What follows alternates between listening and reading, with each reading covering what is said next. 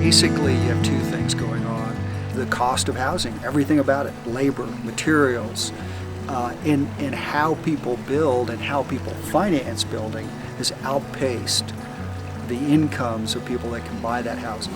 And two is much of what was built 50, 60, 70 years ago, when a lot of rural America and southwest Colorado was booming. So in our case, in southwest Colorado, we had ranching, mining, resource extraction economies that were really booming, and they were building housing for the workers. A lot of that is slowed down or collapsed or frankly evaporated, and it's left behind really old housing stock.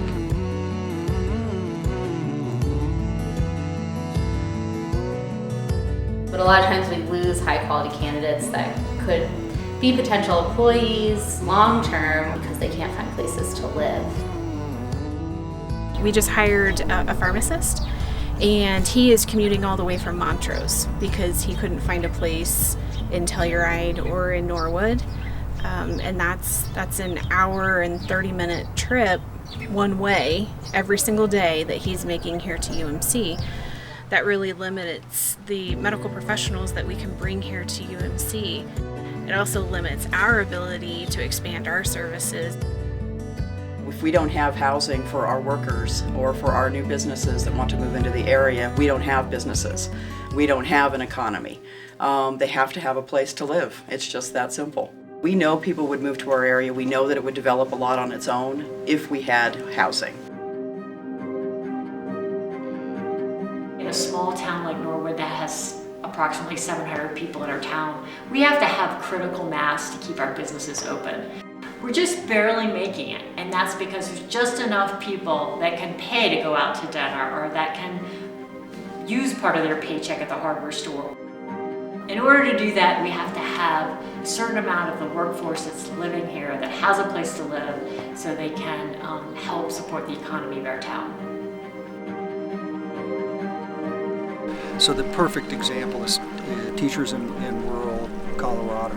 They have good salaries. They can afford to buy a house or to rent a house, but there's zero product in the market for their price point. Our biggest challenge is recruiting and retaining teachers in small rural towns. And I've been in this district for 22 years now, but we've seen lots of teachers that come here and they like it, but it's hard to keep them here without having that housing available.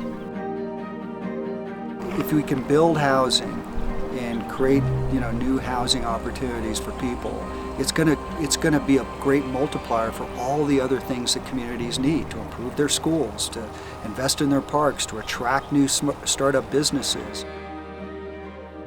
We are addressing this rural affordability housing crisis with this initiative that aims to close the gap between what it costs to build a house and what people are able to pay by bringing creative financial modeling tools to the table. This model is unique because it really is attacking the problem at scale. So in a small rural town, you don't need 50 units, you need 10 or 15 units to be absorbed into the market. So you have to have a financing package that fits that scale. This collaboration will provide a full suite of assistance that is needed to catalyze development in rural areas, bringing a combination of land, construction efficiencies, innovative design strategies, low-cost financing, and capacity building assistance. This comprehensive package of assistance, under the umbrella of a new statewide public, private, and philanthropic collaborative, working in conjunction with local partners to help guide the changes occurring within their underserved communities, really could be a game changer for rural housing development in Colorado.